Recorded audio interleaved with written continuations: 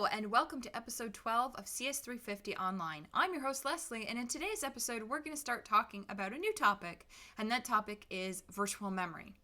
But first, let's talk about our OS of the day, which is one that I'm going to assume a good number of you have actually heard of, and that is BSD. Now, BSD stands for Berkeley Software Distribution, and from its name, you might be wondering, how is that an operating system? What's interesting is that BSD didn't actually start out as an operating system. So in the late 1970s, some students at Berkeley were working on a PDP-11, which is a pretty cool machine. And they had Unix, and they were kind of missing some things they felt. There were some tools and extensions that they would really like to exist for Unix. And so they actually went out and created this educational package that included a lot of these tools that they actually wanted Unix to have. And a lot of them were actually written in a language called Pascal.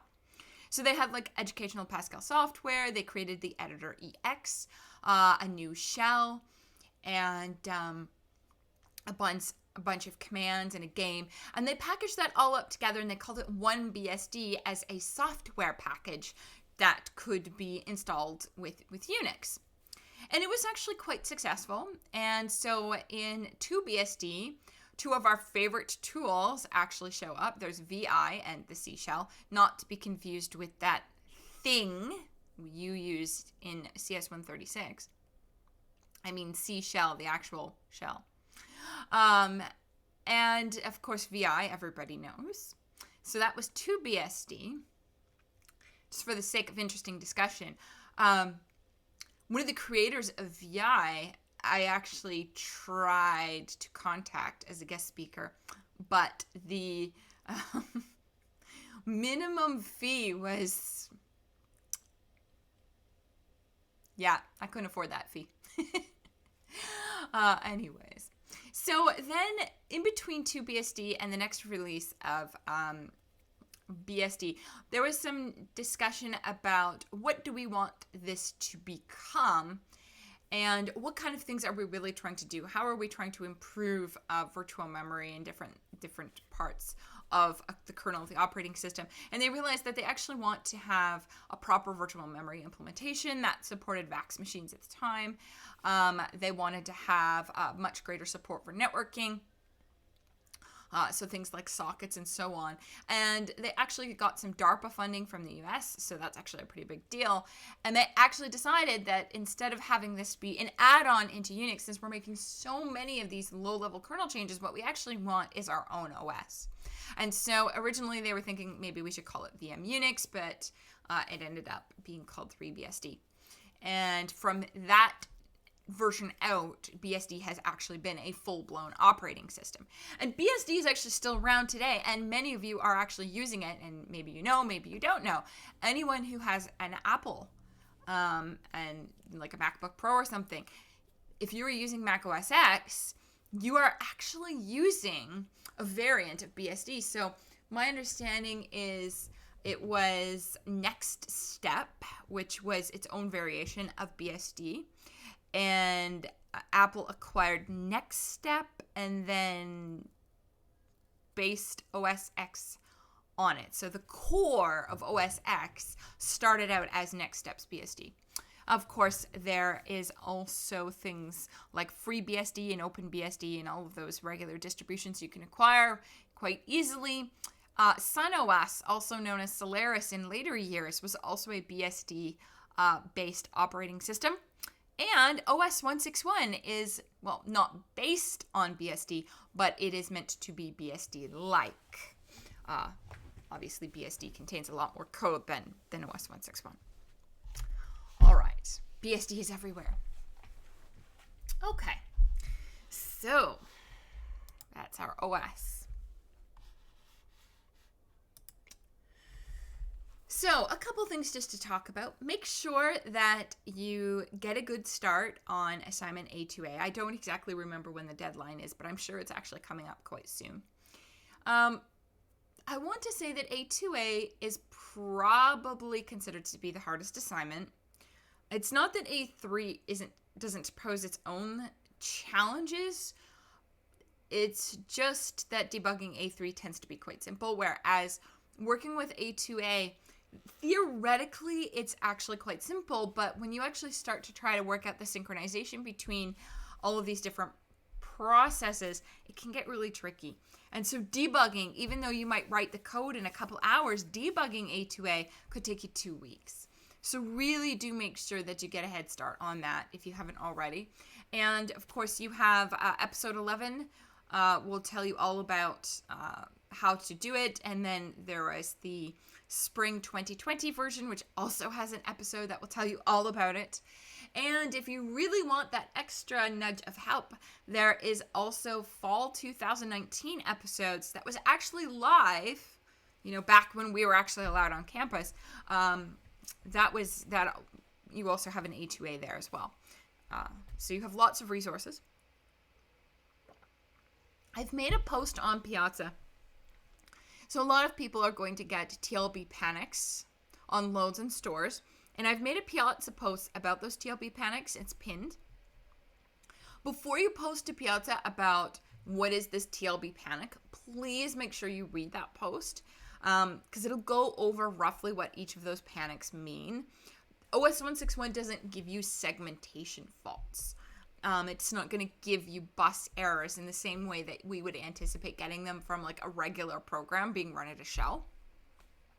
So you have to actually be able to read that TLB miss on store or miss on load and understand exactly what kind of memory error you have made.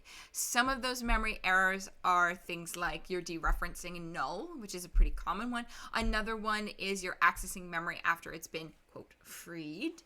And then there's other ones yet where it's like you're just accessing random parts of memory. One of the things I want to recommend to you is make sure that you always allocate memory to things before you actually try to read or write from it. And make sure that you're not trying to read or write to memory after it has been freed. I mean, technically speaking, it could work. And even on like the computer sitting in front of you, you can try to read from memory that's been freed. And sometimes it's going to work. Sometimes it will, but sometimes it doesn't. So don't take that risk. Make sure you're treating memory properly.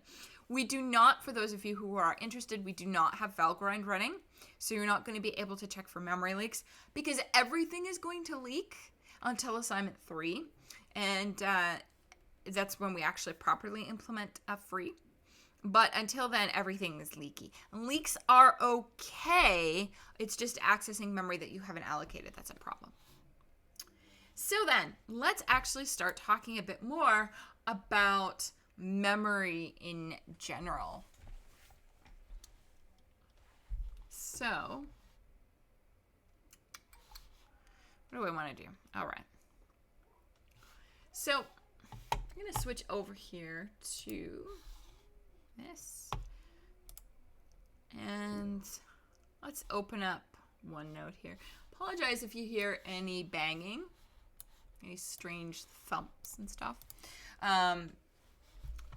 My family is downstairs. My daughter's going to virtual school. And my husband is working on getting our gym finished. We've got 2 of our 3 heavy bags up. We're just working on getting the 3rd one. So, if we were to talk about the address space of a program and ask you to draw it, I would expect that most of you could actually do that. Let's just leave this in this mode. So we know that every program gets this chunk of memory allocated to it. This is our address space.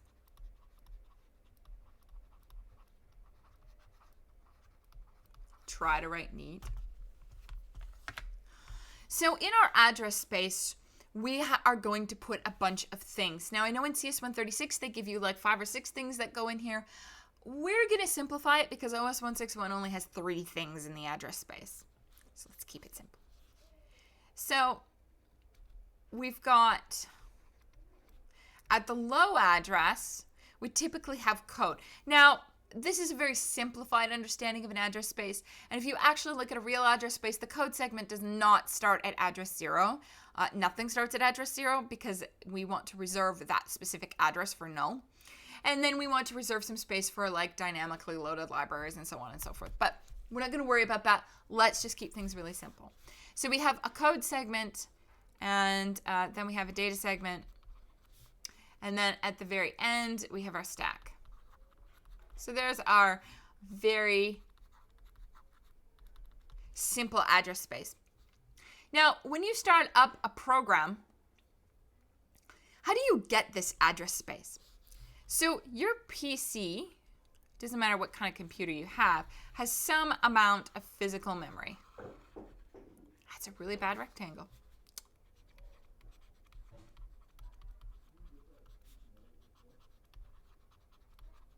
So there's our physical memory. When you open a program, what's going to happen is you are going to ask, hey, physical memory, this program needs 2 gigabytes of RAM. Do you have 2 gigabytes of RAM for the address space? And physical memory will be like, yeah, sure. Here is that 2 gigabyte chunk for your address space. So there we have it there.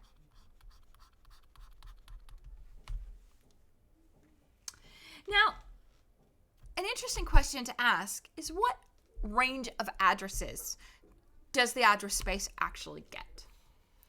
So if we were to actually look at the addresses in real memory, we would see it would be something like, okay, let's do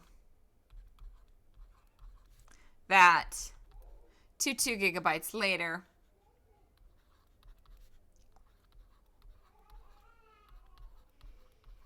Something like that. All right, so there's our 2 gigabyte chunk. Are these the addresses we actually use? Think back to whenever you've done any kind of coding in C or C++. What addresses did you see? Did you see any?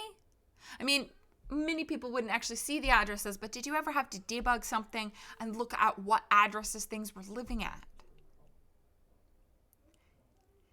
So if you did have to do that, you would note that this address range I've given here for this 2 gigabyte address space doesn't really make sense.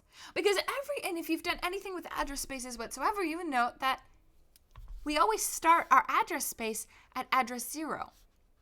But if every program's address space starts at address 0, then you could technically only have one program in physical memory, right?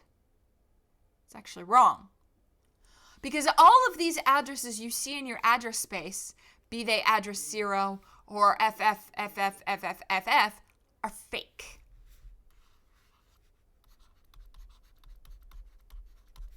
So 00, that is fake. It's not real. They're all fake addresses. And in fact, every segmentation fault you have ever had, and you've looked at the address of that object in memory, or you've printed out to the screen, if you've printed out the address of something in the code segment, printed out something in the heap or the stack, every single one of those addresses you've ever seen is not real. None of them are real. And that's actually what we're going to talk about, is this concept of virtual memory. We are actually abstracting physical memory to the user program. Now, there's a variety of reasons why we might actually do this. One of those reasons is if I know where in physical memory I live. So I know I live here. So if I know that these are my actual physical addresses, then I know I live here. And I know to stick my greedy little hands in this direction and my greedy little hand in this direction to explore other memory that does not belong to me, which means I can go into some other program's address space and steal things. We don't want that to happen. If we use physical addresses, then we would not be isolating processes from each other or offering any kind of abstraction or security, because since we know where we live, we know where we don't live, and we can actually start to explore addresses outside of our range to steal information. So we don't want to use physical addresses for that reason. But there are other reasons why physical addresses you probably don't want to use. And this is something we'll talk more about at the end of the virtual memory segment. But look at this memory above. Let's suppose this is a 4 gigabyte chunk of RAM.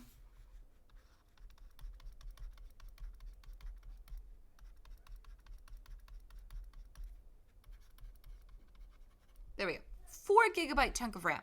So how many programs that take 2 gigabytes of address space can I actually fit here? Only 2. Only 2. But what if I had some way of artificially expanding how much physical memory we have by only letting portions of the address space actually live in physical memory, such that that portion is the piece I'm using right now, and everything else about that address space, we'll put it on a disk, and we'll only load parts of the address space on demand, that is when I actually need them. Now, you might be asking, well, what advantage does that give me?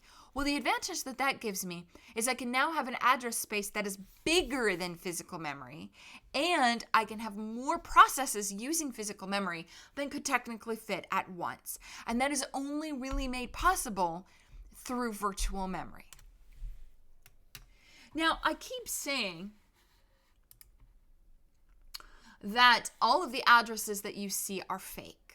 So that means every pointer, every jump address, they're all fake. The program counters, every one of them is fake.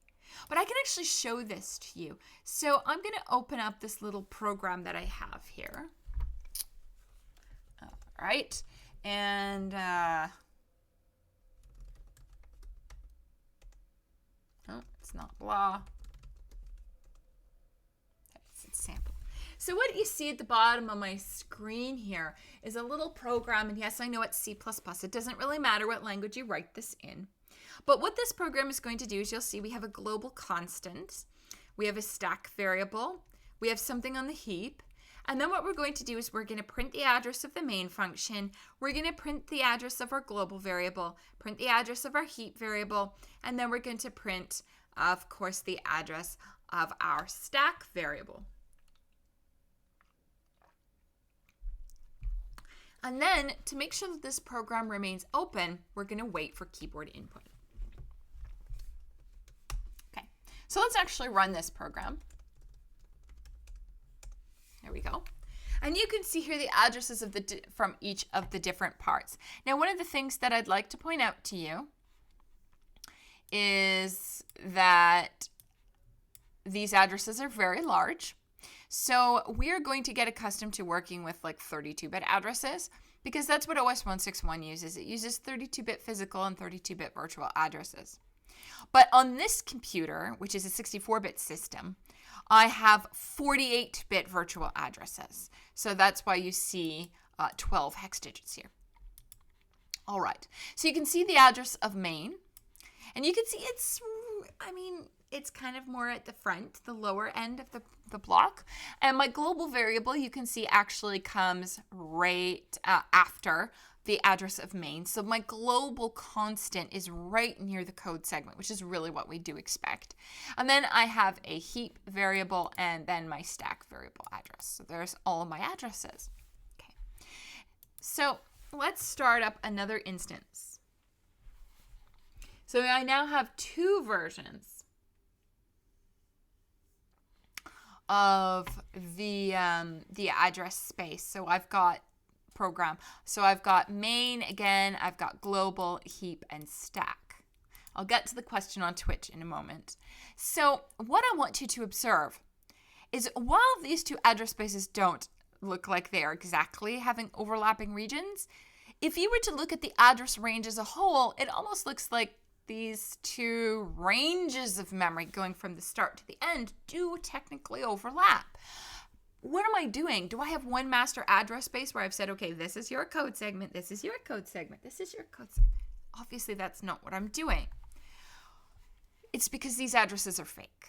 They're not real addresses. Now, you might be wondering, well, if they're fake, then why do they have to be different?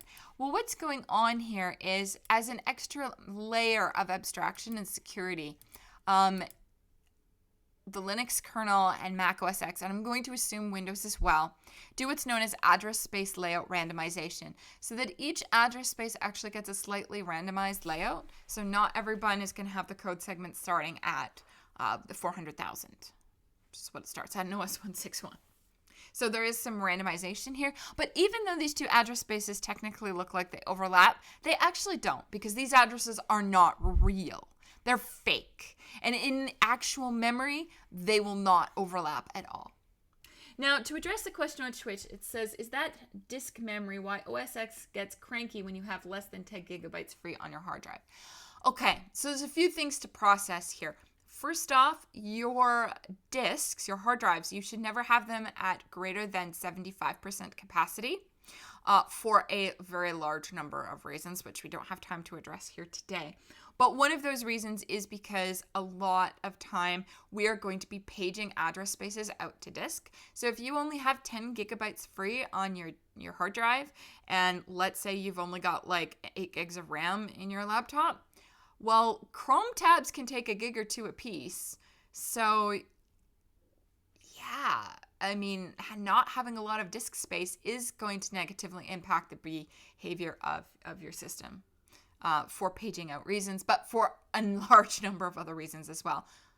Generally speaking, for an optimally healthy system, keep your disks below 75% full. I think I try to keep mine below 65%, but I also have something like 150 terabytes of space. I'm going to guess and say you don't have that. All right. So all of these addresses in our address spaces are fake. And if they're fake, then how does the CPU, when it actually executes instructions, how does it actually do anything? Because as you know, your CPU is going to look at the program counter and it's going to load the instruction from the address stored in the program counter. But if the value stored in the program counter isn't a real address, then the CPU would be trying to gather information from an address that isn't even real. So this doesn't make sense here. Well, what actually has to happen is we have to be able to very quickly and efficiently translate between the fake address and the real address and back again, because the CPU doesn't want to deal with these virtual addresses. It wants to deal only with a real address. So another question on Twitch: if you have two storage, one SSD and one hard drive, do we have a choice on which storage gets used for the virtual memory? I think that's very much OS dependent. So I know if you're installing like any version of new Linux, then you actually create a specific partition for these purposes. So you create what's known as the swap partition, and it's usually recommended that your swap partition is either the same size as your RAM or twice your RAM size. I mean that was back when you had like 2 gigs of RAM. Now you can have a realistic swap partition that's like 1 or 2 gigs in size, but that's what the Linux kernel explicitly used that like swap space for.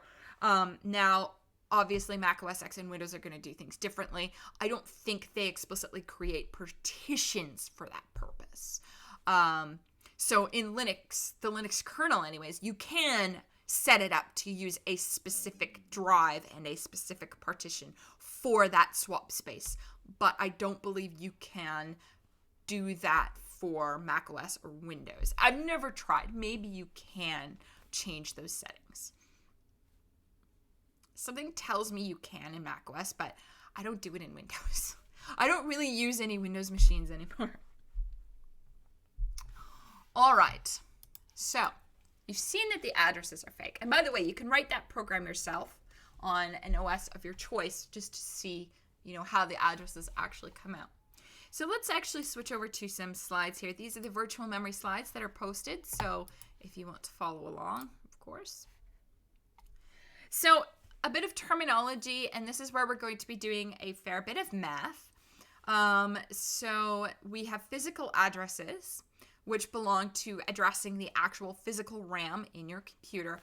And physical addresses are addressed using P bits. And if you have P bit addresses, then that will let you access 2 to the power of P bytes.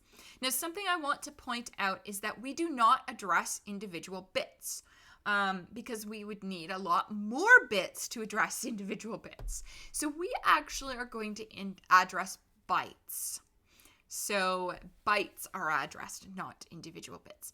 So in sys161, which is the VM for our OS161 and our MIPS CPU, we are using 32-bit physical addresses, and that's going to give us 4 gigabytes of physical memory. Now, I know OS 161 can actually technically only use 1 gig of physical memory, but theoretically speaking, we are using 32-bit addresses, so theoretically, we have up to 4 gigs of physical memory. Now, on the computer that you have today, it's not, which is a 64-bit system, you could be using 64 bits for physical memory, or you could be using more commonly 48 bits for physical memory. And now you might be like, but if I have a 64-bit system, why would I use 48 bits? Well, because 48-bit addresses give you access to 256 terabytes of RAM. And if you have 256 terabytes of RAM, I want to know where you live so I can come and take your computer away from you. Because I want that much RAM. Let's be honest, nobody has 256 terabytes of RAM sitting in their house. I mean, unless you robbed a store or something. And it's sitting in a box. So not a lot of bits can give you actually access to quite a significant amount of actual memory.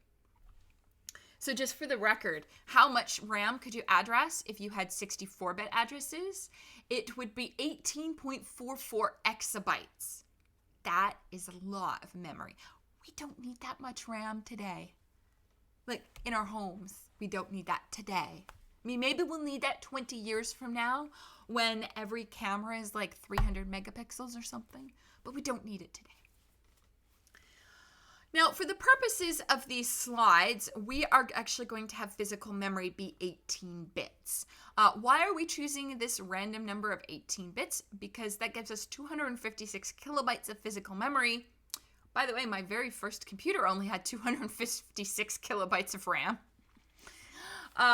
But the reason why we're doing that is because we need our examples to actually fit on the slides. So in the slides, we're going to use 18-bit physical addresses. Now, some interesting things about addressing in physical memory. First off, it is entirely possible that, as we can obviously see, that the number of bits you are using for your physical addresses represents a larger amount of RAM than you actually have. So if I'm using 48 bits for my physical addresses, I could address 256 terabytes of RAM. I don't have that much RAM. My laptop doesn't have that much RAM. My Surface thingy over here doesn't have that much RAM. My research machine, which is finally running again, it does not have that much RAM. So,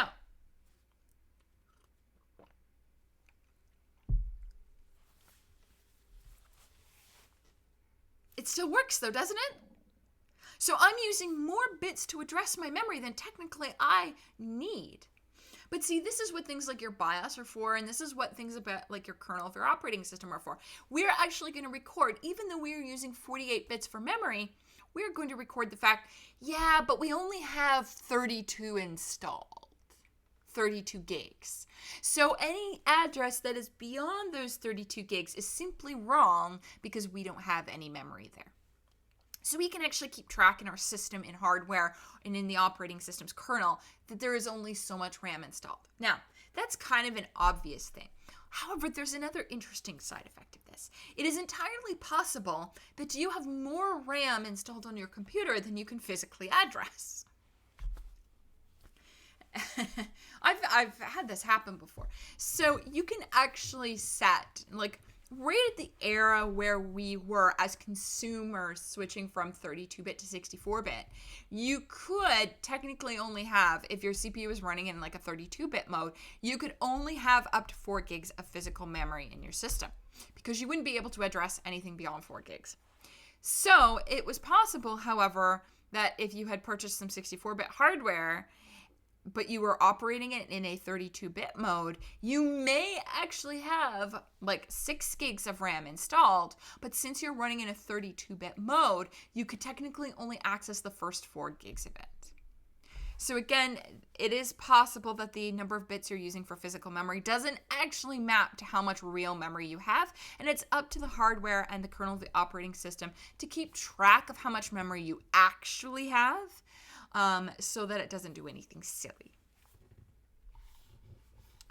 All right. And if you're ever wondering this, so it's very uncommon these days to actually write 32-bit programs. Of course, if you're running an Apple product, it doesn't support 32-bit programs anymore, unfortunately. I found that out the hard way when I updated to Catalina. And it broke all of my research software, which is unfortunately only available in 32 bits. But if you're in Windows or if you're on any kind of new Linux, then of course you can run 32-bit stuff still. But if you are running 32 bits, you will actually note that there is a restriction on how much memory you can actually use. So you can only use 4 gigs because it's running in 32-bit mode, so it can only address so much memory. Yeah, that sucks. I have had that be a big problem. So one of the projects I've worked on in the past, and this was before I really thought about this too much, but I was working on this World War I stereo 3D documentary, and we had a bunch of these scanned glass plates of 3D photos from World War I. Yes, they had 3D cameras in World War I. 3D cameras actually go back into the 1860s. But these scanned images were each like 1 gigabyte. So I'm trying to like write the software to manipulate these 3D photos, but they're gigabytes in size, and it kept crashing. And it was because I kept making all these copies of the image in the heap, and I could only have 4 gigabytes total because my program was 32 bits. And I've run across this problem trying to open really large and work with really large meshes in 32-bit programs in Windows. Having a 32-bit program is going to restrict how much memory you can actually access. So there's a whole sidetrack for you there. If you're writing modern software today, do make sure you're using 64-bit mode so that you don't have those restrictions. All right. Now, that was our physical addressing. Now we have to talk about our virtual addressing. So our virtual addresses are going to be a bunch of fake addresses. And we're going to use them for a number of reasons. One of them is abstracting the user programs from the physical hardware implementation. It's providing a level of abstraction. It's also providing us with isolation from other processes and isolation from the kernel. Because we want each process to believe it's the only one that actually exists. It's always good to spill your drink down the front of you. I get overly excited and then I spill things all over me. Oh well. It's just lemonade. Okay. So we're doing virtual memory anyways for abstraction. We're doing it to offer isolation, but by using virtual memory, we're also giving us the ability to have programs that require more memory than we actually have, or have more programs running than we actually have the memory to run simultaneously. So virtual memory gives us a lot of abilities, and we're going to be using fake addresses. So since we're using fake addresses, we need to know how many bits are those addresses actually going to be. So in OS 161, we are using 32-bit virtual addresses, which means our virtual addresses are kind of like a one-to-one mapping with the physical ones. Not quite a one-to-one mapping, but we'll talk about that in a bit. But the idea is we've got 4 gigs maximum for our address space, and we have 4 maximum gigabytes for our physical memory. In our slides, we're going to use 16-bit virtual addresses, which is going to give us 64 kilobytes as our maximum amount of memory any address space can actually consume. Again, this is just to show you an example that actually fits on the slides. And in fact, you'll notice as we go through this second kind of half of the course, a lot of the memory sizes we are using are very small. And it's not because that's what we're actually using in the real world. It's because that's what we need to draw this on the slide meaningfully. So we're going to use V bits for our virtual address. V can be equal to P, the number of bits for the physical address. V can be smaller or V can be bigger. It doesn't actually matter. And just to reiterate, everything from the program counter to jumps, pointers, all of those things are going to be these virtual addresses. Now, before we actually talk about how to implement this, just a quick diagram here, what's actually going on. So what you've got is your physical memory. And yes, there's a typo in this slide. We've got this 28 kilobyte used in physical memory, and that's not actually true. So I actually made these diagrams in Illustrator before my Illustrator licenses ran out. And I have been a little bit tardy in renewing my Adobe license. Oh well, what can you do? I will fix them eventually. All right, so we've got our physical memory here, which uses 18 bits. So we have 256 kilobytes here, and we have two processes. Now, the address space of a process doesn't use necessarily the maximum amount of virtual memory that's available. What you're going to find is that the process only uses what it needs from the virtual memory range. So even though these are 64 kilobyte virtual memory blocks, we only needed 28 kilobytes for our address space, so we're only going to use the 28 kilobytes. And the remaining bytes are going to be unused. And similarly for process B, there's 64 kilobytes we could use, but we've only used 48.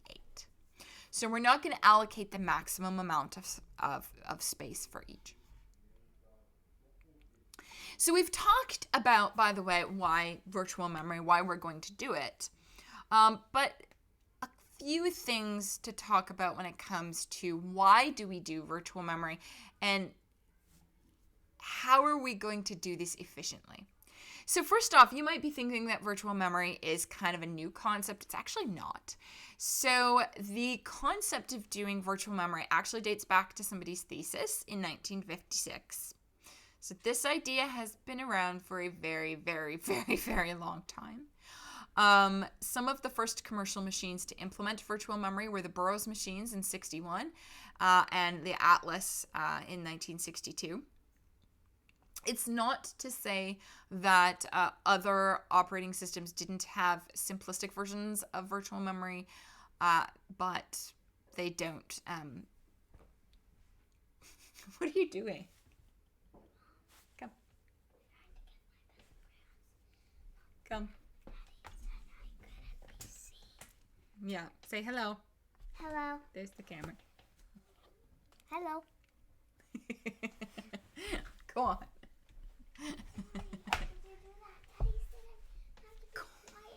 Go.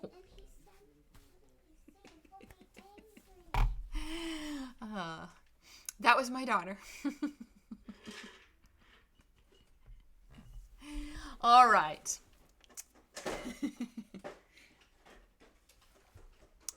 She's 6, by the way.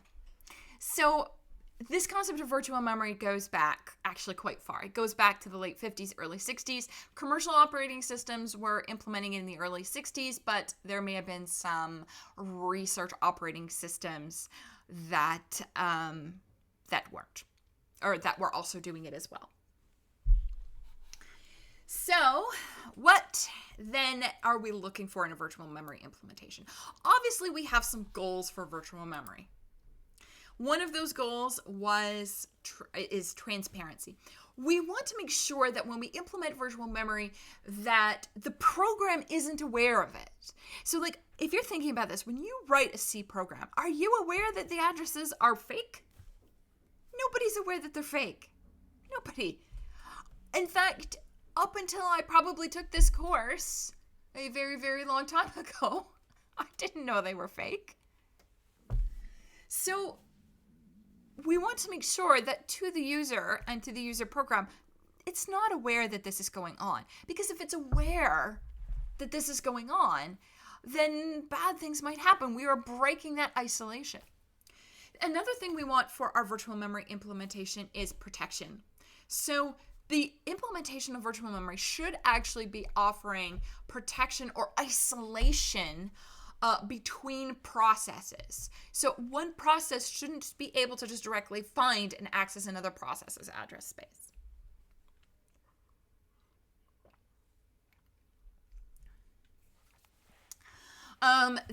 Another thing that's really important about our virtual memory implementations is efficiency. And there's lots of different things that we could talk about with efficiency.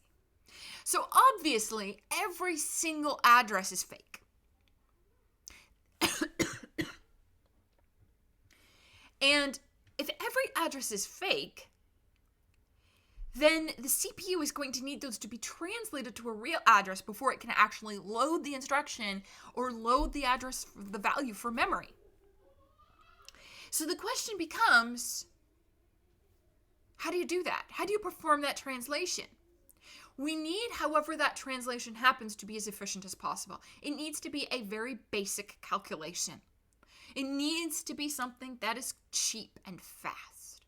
But another thing that we need is we need to make sure that the amount of space we need to implement that implementation of virtual memory, so the extra information to perform that translation, needs to be as small as possible. Because if it's a lot of information, then that's going to take up a lot of space. That space comes from memory, which leaves less memory for the actual programs to run. So we need to offer transparency, protection, and efficiency in our implementations. Keep those in mind as we go through these.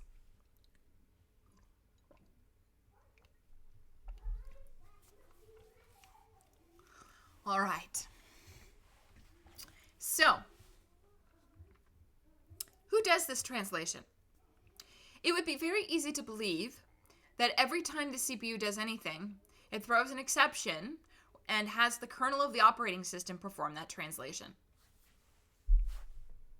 This is normally, if we were actually in class, I would start walking across the room pretending to be that. Because everybody wants to pretend to be a computer, right? So here's the problem. Think about how many address translations a single instruction of assembly is going to require. You're going to require that you translate the program counter. That's all that's going to be required for something like a simple add or subtract. But if I'm doing a load or a store, I'm also going to need to translate the address that I'm reading or writing from. And there are other instructions where I may need to translate two such addresses. So you're looking at anywhere from 1 to 3 address translations per assembly instruction. Are you honestly going to throw an exception 3 times every time you try to execute one assembly instruction? That doesn't make any sense, because that would mean that most of your time is spent doing the address translation. So we don't want to do that. It's too slow. There's actually some physical stuff on your computer that does the translation for us. And you may remember this from 251, and that's called the Memory Management Unit, or MMU. Now, the MMU is actually a part of the CPU. If we actually brought up a piece of the CPU, we could actually circle where the MMU is sort of located on the chip. So this MMU is a part of the CPU, and every address is going to go through the MMU to be translated and then used by the CPU. And the MMU, the Memory Management Unit, which performs the translation, is going to be managed by the kernel. So the kernel is going to be involved, but not on a per translation basis. Okay. So let's actually now start to look at some different ways that we could actually implement virtual memory. And the first way that we could look at is called dynamic relocation. Now, this one is the most basic of them, so we're not going to actually spend too much time on it. But let's go over here. So the basic idea behind dynamic relocation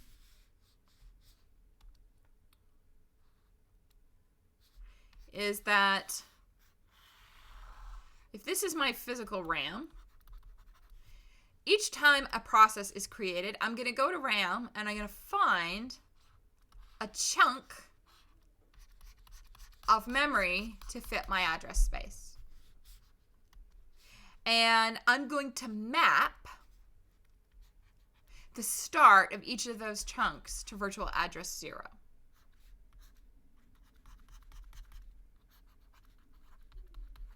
Like so. Now, this is kind of an interesting thing, but what does the address space look like in here? Well, if we were to look at that, there's 2 ways that we could implement our address space. We could put code data stack together tightly, and so we would be allocating only the amount of memory we actually need, or we could have a traditional address space layout. And if we did a traditional address space layout, we actually still need to allocate this whole chunk, even though the middle bit is not used. And we'll talk about that in a minute. So looking back here at dynamic relocation, if we assume that the address space is tightly compacted together and there's no empty space between any of the different regions of the address space, and let's say process A uses 28 kilobytes and B uses 48 kilobytes, then with dynamic relocation, we'll simply find a 28 kilobyte chunk, and it's going to stay here. Let's say it starts at address 24,000, and that's going to be where process A's address space actually lives. And then we're going to map this address to 0. And how do you map it to 0? Well, you subtract the start address. We're going to call the start address in physical memory the offset. So in order to go from physical to virtual, we subtract the offset from each address in the address space. And to go the other direction, to translate from virtual back to physical, we add the offset. Now, since our address space is only 28 kilobytes, we need to keep track of when is the end of this address space in virtual memory and physical memory. So we're going to keep track of a limit, which is what is the size. So our MMU then, to perform this translation, has 2 registers. One is called the relocation register, which is going to store the offset for this process. And the second register is going to contain the limit for this process. The MMU is then going to, given a virtual address, we will compare the virtual address to the limit. If the virtual address is less than the limit, then it's valid. That is, the address is in the region of the address space that is allowed, and we will simply perform the translation by adding the relocation value. Easy. If, however, the virtual address is greater than or equal to the limit, we throw an exception. The MMU is not going to try to solve the problem. The MMU is going to throw an exception and let the kernel handle the problem. So why are we throwing an exception if the virtual address is equal to the limit? Well, remember that we do zero-based addressing. So even if my array has 10 elements, the indexes of those items are 0 through 9. And the item at index 10 is technically not there, because that would be the 11th item.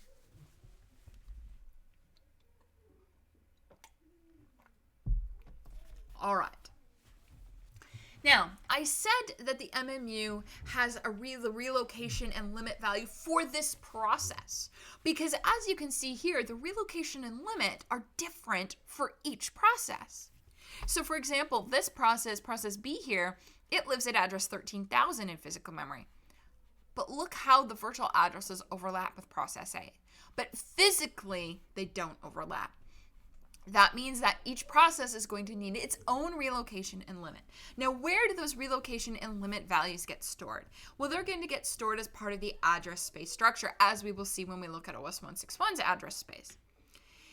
When a thread from a specific process is selected to run, we're going to need to update the kernel of through the kernel. We'll need to update the MMU to say, hey, here's the relocation and an offset for this process. So on context switches between different processes, the MMU has to be updated with the new relocation and limit values for that process.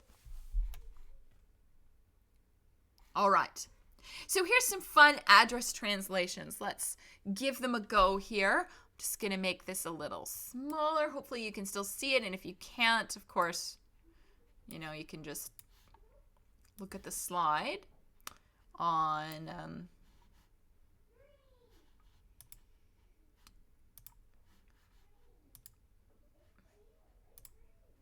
there we go.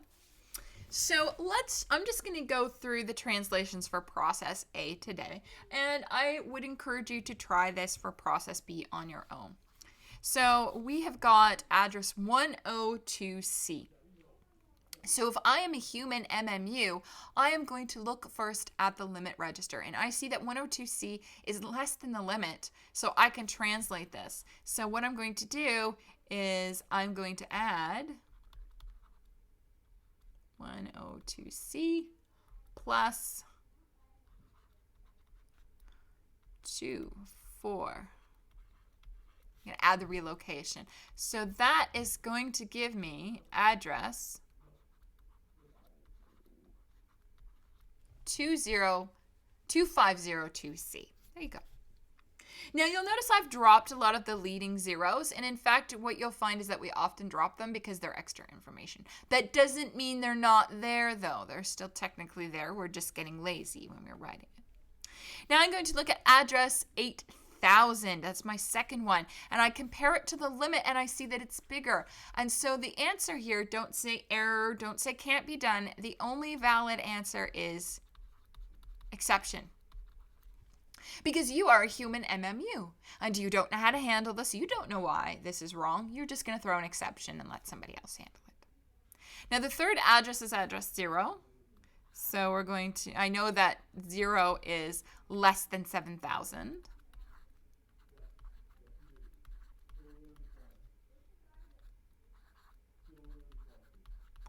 So when I add them, I get that.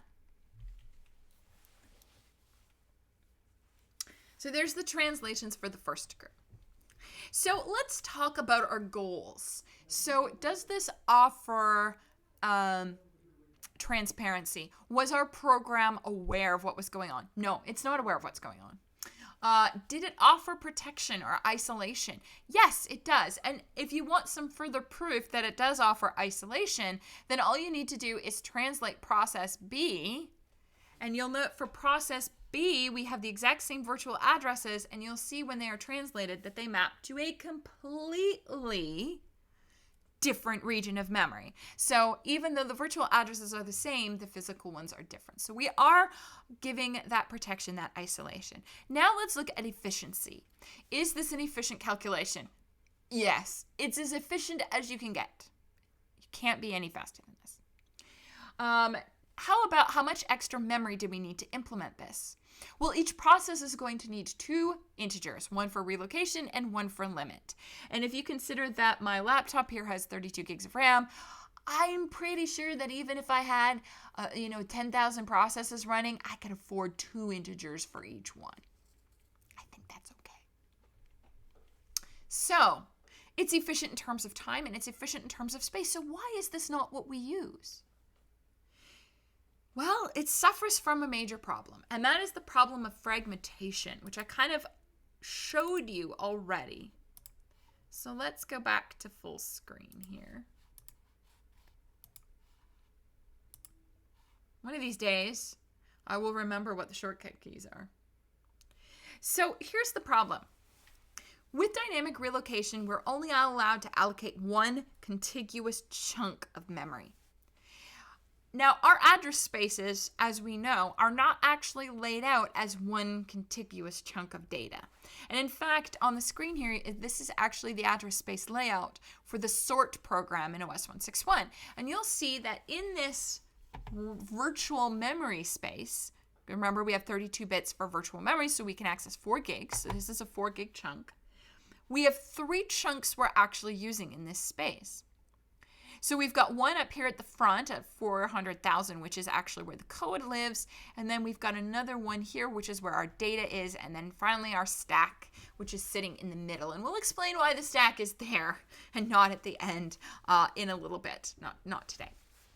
Okay, if I wanted to use dynamic relocation with a real address space layout, then all of my processes would have to have a 2 gigabyte chunk of memory allocated for them, because we can only allocate one contiguous chunk of memory. So what we would be doing to accommodate address spaces with this layout is we would have to accommodate it by taking this region here from the start to the middle, and then you'll notice there's nothing after the middle. So we would have to take from the start to the middle, and the middle is 2 gigabytes. So every process would require 2 gigabytes. Now, this actually poses some interesting problems.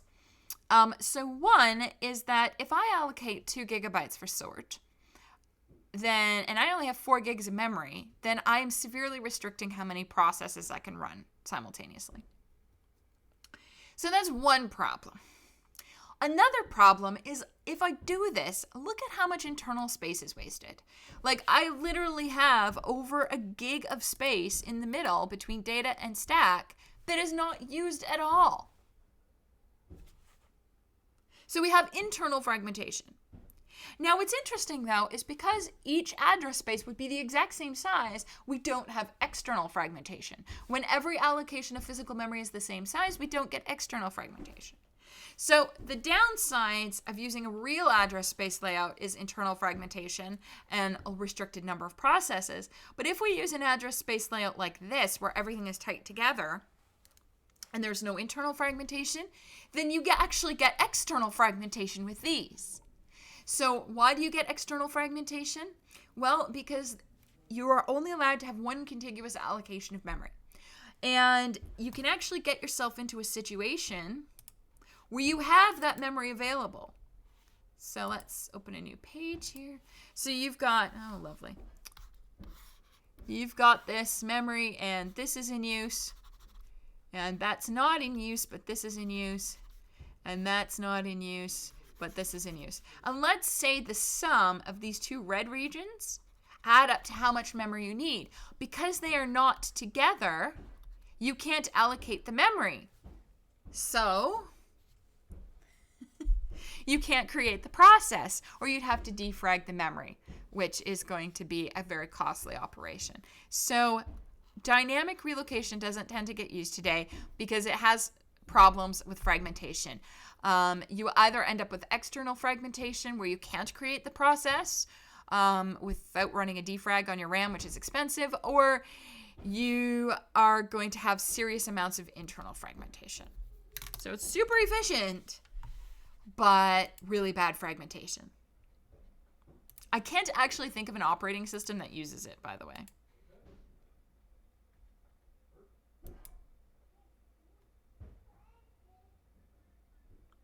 Okay.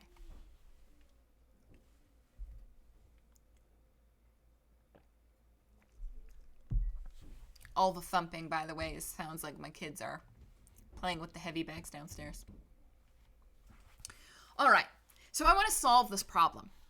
So I like how simple dynamic relocation is. It's really, really simple, really easy to implement, but I don't like the fragmentation problems they have. So I want to try to solve some of them. So I know that my address spaces are laid out like this. The reason, of course, being that some dynamic libraries might get loaded into it. We also want room for the heap to grow, and we want room for the stack to grow so that we keep them far apart. So this is my actual address space layout. How can I use something like dynamic relocation but eliminate the internal fragmentation? And that is where we get this concept of segmentation. So what we know is that each of these regions is a segment. And within a segment, this is the addresses that we are actually actively using. So this blue segment here, this purpley blue, this is actually in use. This yellowy segment here, that's actually memory that's in use, and so is this wine color here.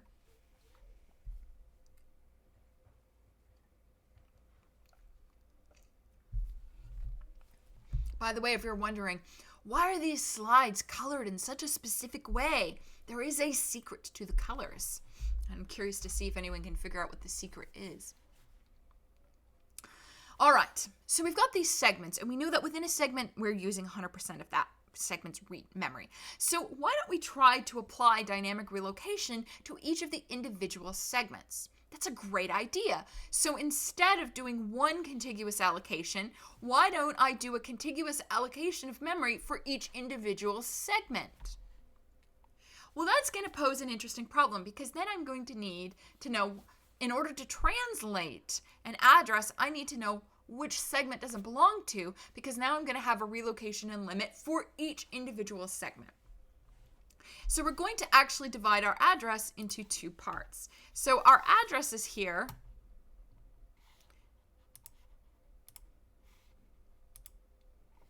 are going to have two components. So if this is our virtual address here, then the upper bits are going to be the segment number,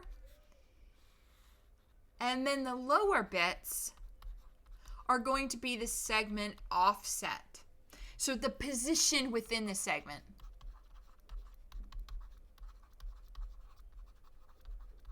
So that's not so bad, right?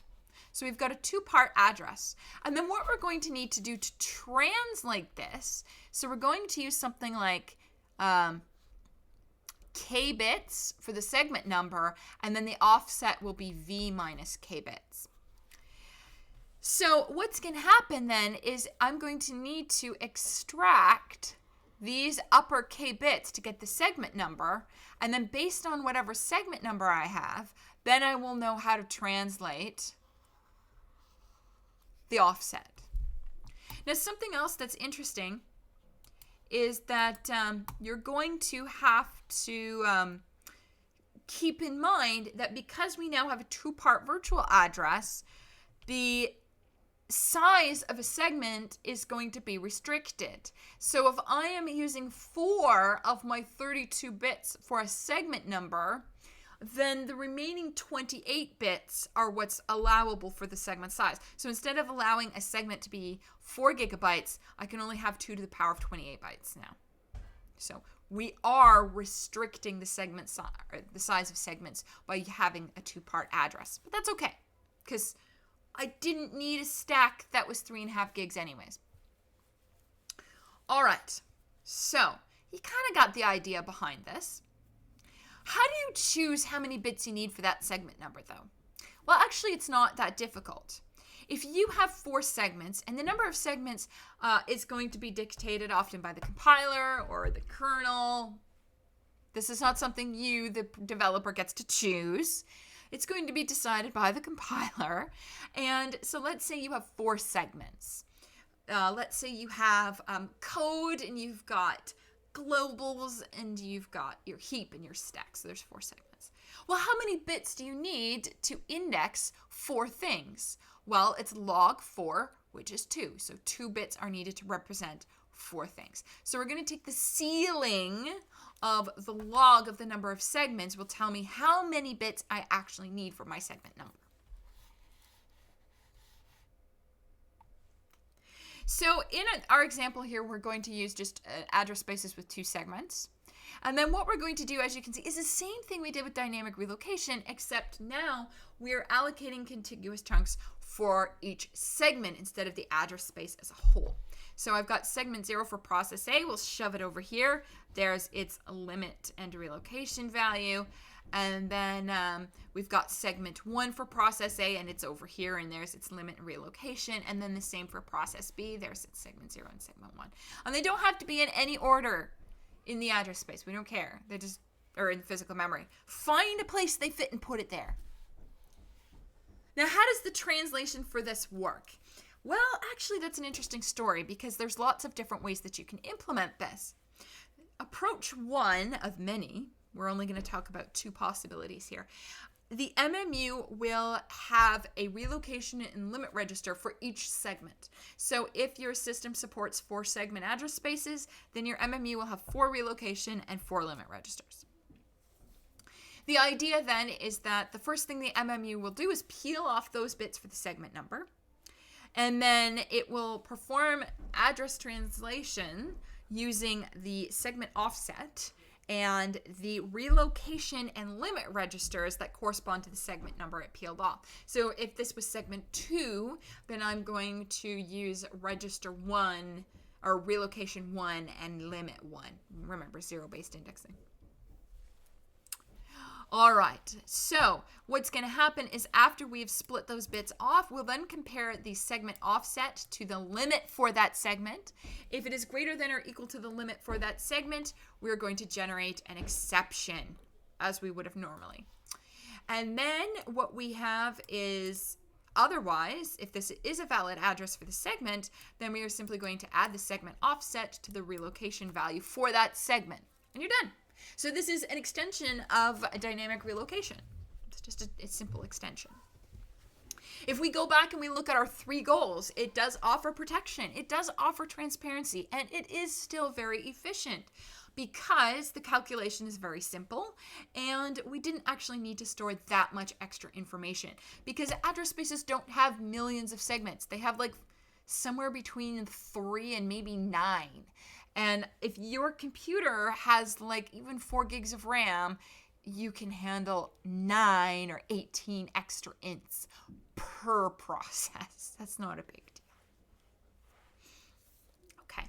Now, what's again going to happen, of course, is that on a context switch between processes, the MMU has to update this. Now, this here, while it's very simple to understand, doesn't tend to be how we implement things. Yes, to the person on Twitch, that should be RS. Another typo. They happen. So, what was I saying? This isn't the way that we typically implement segmentation on an MMU. And the reason for that is because registers actually consume physical space on your hardware. And I'm sure we could actually afford the space now because the size of the process for modern CPUs is insane. Like when I was going through my undergrad, the thought of like a 45 nanometer process was insane. Except now I think we're down to like 15 nanometer processes. Like it's just crazy. Sorry, that's like the size of things. But space costs money on a CPU. You don't want to go to a store and have your CPU be the size of this tablet here. You don't want to have to put this giant thing. We'd never have a laptop if that was the case. So space costs money. So this implementation of an MMU where you've got lots of registers, since each register actually consumes some space on the CPU, it's wasting space. We don't want that. So we were trying to keep our physical hardware as small as possible. So you don't tend to see this implementation. But something that's a little bit closer to reality is this segment table approach, where our MMU actually only has 2 registers. One register indicates how many segments this process is using, and the second register is a pointer to an address in physical memory where the segment table can be found. And the segment table is going to contain the relocation and limit and any write protection bits that must be needed for every segment of the address space. Now you'll notice I said things like write protection bit. I didn't say that for this one here because we have no write protection in this one. We would have to add even more registers to support that, which is why it gets very silly. What does it mean to be write protected? Are you allowed to overwrite constants? No, you're not. And we actually offer that protection by indicating this segment is read-only. So we would need an extra register per segment to do that on the MMU. Or with the segment table, we can just add more fields to the table entry. This is much cheaper. So what happens in this particular thing is we're still going to split the address into 2 parts, the segment and the offset. We're going to check to see that this segment is actually, number is valid for this process. If it's not, we throw an exception. If it is, then we're going to get the address of the segment table and we're going to use our segment number to index that table and grab our limit and relocation values and write protection bits. And then once we've got those 2 values written into the MMU, we can actually perform the translation. So this is a much smaller footprint MMU. The downside of this implementation is now I have to go to memory. And memory is not on die, as it's not on the CPU, so we have to leave the CPU, walk down the road to RAM, and that's not free. So this may be a little slower, but we have a smaller footprint.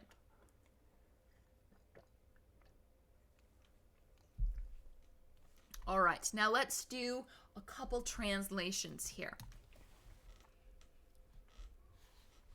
So again, I'm only going to do these for process A, and I highly recommend that you try them for process B on your own. And you're welcome to post the results, of course, to Piazza if you so choose. So let's start with, actually I hate this program. I hate it so much.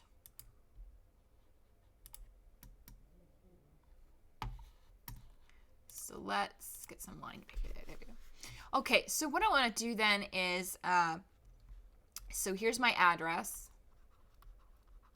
And my address is 1240. Now I need to know my segment number. So what's the segment number for this one? Well, I have only 2 segments, which means I only need 1 bit to address that segment. Now, you might be thinking that that means the segment number for this is 1. It's not, though, because this is written in hex, and a hex digit is not 1 bit. A hex digit is 4 bits. So this address is actually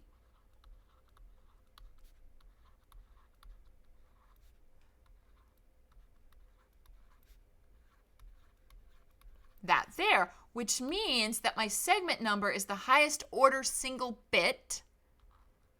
So my segment number is actually 0.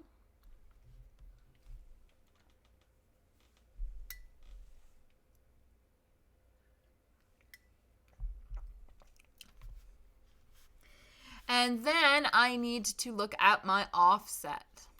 So the offset is all of the other bits. So in this case, all of the other bits, those ones. So that means that my offset here is going to be, hey, 1240, it's the same.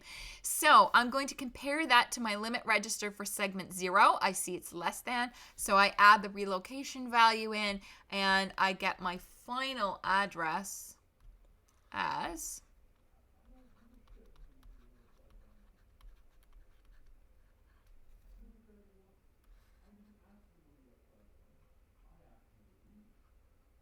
so there we go.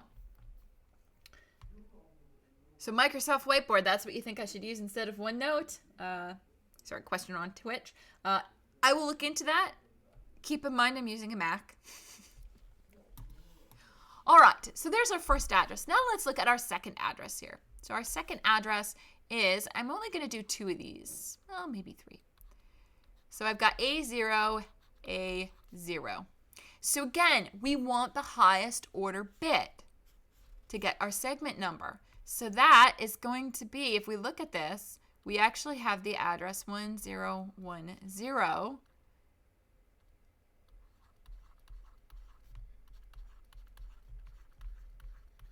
So my highest order bit here is going to be a 1. So the segment number for this one is the 1, and then my offset is all of what's left, which is 20A0. So looking at segment 1, I see that that is less than the limit for segment 1, and so I do my address translation here, and I am going to get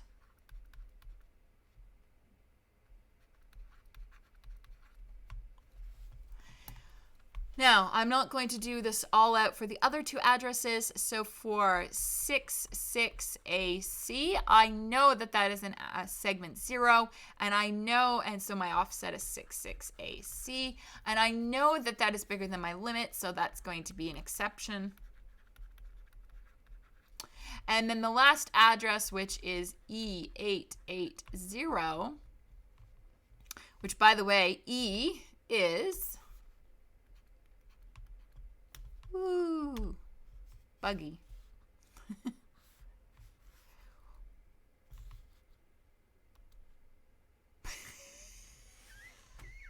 Sorry.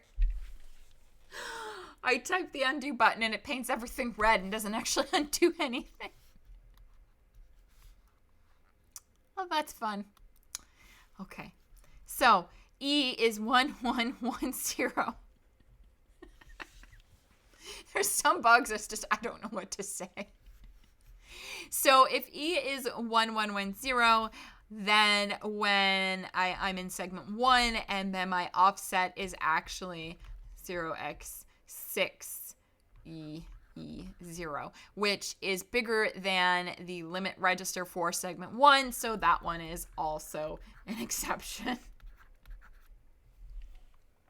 And there you have it.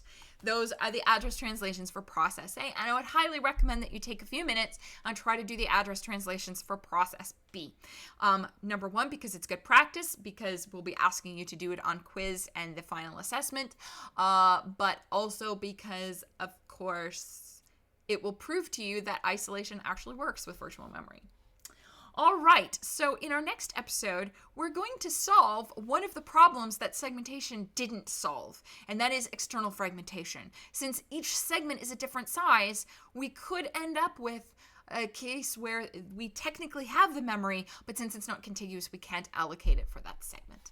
So in our next episode, which will be Tuesday of next week, we will address the external fragmentation problem. So we'll see you then.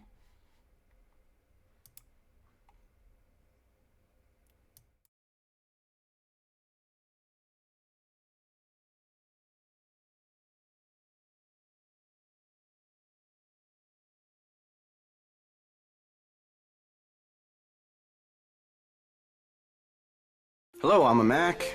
And I'm a PC. I'm afraid to ask. Well, I was sitting on my desk. Yeah. Someone walked by, carelessly tripped over my power cord, yanked me straight down to the ground. Bam! Yikes. MacBooks come with this power cord that connects magnetically, so when it gets pulled, it just pops right off. Everything's just kind of thought out, like the tiny built-in eyesight camera. My life is flashing before my eyes. I see a sunset in a field of beautiful wheat. Isn't that your screensaver? Yeah.